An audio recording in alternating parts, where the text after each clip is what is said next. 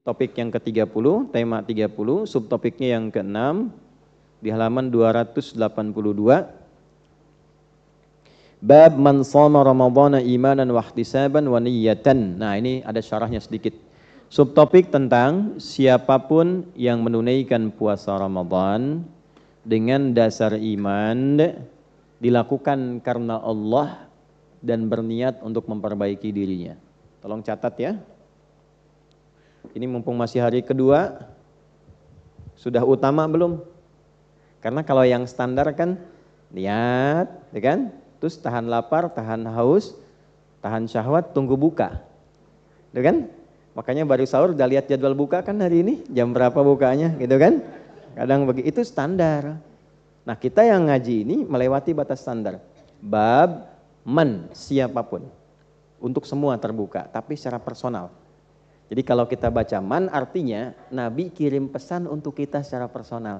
Hei Adi, ya Ali, hei Fulan, ya, hei Fulana, secara personal loh kita disebut tuh, hei Fulan. Oke, ini subtopiknya dulu. Yang puasa Ramadan, puasa khusus Ramadan. Di luar Ramadan tidak dapat hukum ini. Tidak dapat keutamaan ini. Syaratnya 3. Untuk menaikkan puasa kita menjadi kualitas utama. 1, dilakukan dengan iman. Awas ya, motivasinya iman. Karena nanti ada yang motivasinya adalah bukaan. Kenapa buka di Masjid Pondok Indah? Menunya bagus nih. Ya? Kan? Oh, kenapa sahurnya itikafnya di sini? Oh, fasilitasnya lengkap. Bukan karena itikafnya, tapi karena hal-hal duniawi yang melekat di dalamnya. Contoh, ya. Kemudian yang kedua, ihtisab. Ihtisab itu dasarnya keikhlasan plus evaluasi diri. Ikhlas dan muhasabah atau evaluasi. Ya. Yang ketiga, dilakukan dengan niat yang benar. Ya. 3 ini.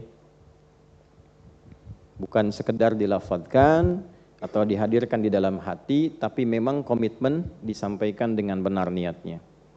Nanti kita bahas niat yang benar itu seperti apa.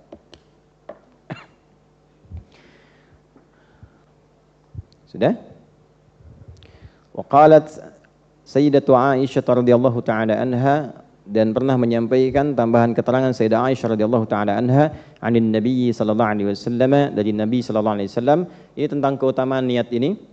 Yub'atsuna ala niyyatihim, ya, manusia itu, hamba-hamba Allah itu akan dibangkitkan di hari kiamat dan mendapatkan bagian tempatnya di akhirat, ya, itu sesuai dengan niatnya masing-masing. Jadi kalau beramal di dunianya niatnya untuk dunia, nggak ada tempat di akhirat dalam surganya. Ya, karena untuk masuk ke dalam surga itu mesti ada niat yang menyertai amalan dunia itu dengan niat akhirat yang disebut ibadah itu. Ya, bukan sekedar ibadah ritual yang kita sholat, kita puasa, kita baca Al-Quran. Sama, antum yang belajar di kampus niatnya apa? Ya, kalau antum niatnya dapat ijazah aja, pahalanya nggak dicatat pahala tuh, nggak ada pahalanya. Ibu, bapak merawat anak karena apa? Ingin jadi dokter, jadi insinyur, jadi insya Allah. Tapi nggak dapat hasil akhiratnya di situ. Ngedidik anak, gitu kan? Berangkatnya, cari hartanya, nggak ada nilai akhiratnya. Faja'alnahu haba'an manthura. Jadi debu berterbangan. Ya, itu di Quran di surah ke-25 ayat 23. Wa qadimna ila ma 'amilu min 'amalin faja'alnahu haba'an manthura. Kalau ada orang yang orientasinya dunia saja, dikasih oleh Allah dunia. Antum pengen jadi arsitek dunia. Tapi kalau diniatkan dengan itu sambil ibadah, untuk menaati Allah, mengagumi kebesaran ciptaan Allah, ya, membuat sesuatu yang Allah ridha, merancang masjid, membuat jalan di teknik sipil supaya orang bisa lewat dengan nyaman, orang bisa ke masjid, orang bisa kenal Allah. Dengan niat demikian, itu setiap orang lewat, pahalanya antum ditulis. Coba yang bikin pipa wudu itu, niat ibadah enggak? Kalau diniatkan ibadah, berapa banyak orang wudu di situ? Antum kerjanya apa itu? Nah, itu dibangkitkan tuh hasilnya dari situ. Jadi sayang kalau investasi dunia itu enggak ada iringan akhiratnya itu. Dapatnya dunia, jangan khawatir. Wa minan nasi may yaqulu rabbana atina fid dunya. Udah, diam dulu, ya. Bukan itu. Bukan. Wa ma lahum fil akhirati min khalaq. Ya, itu ayat 200-nya. Dan ada di antara manusia itu yang orientasi hidupnya duniawi. Yang penting dunia. Akhiratnya nggak dapat.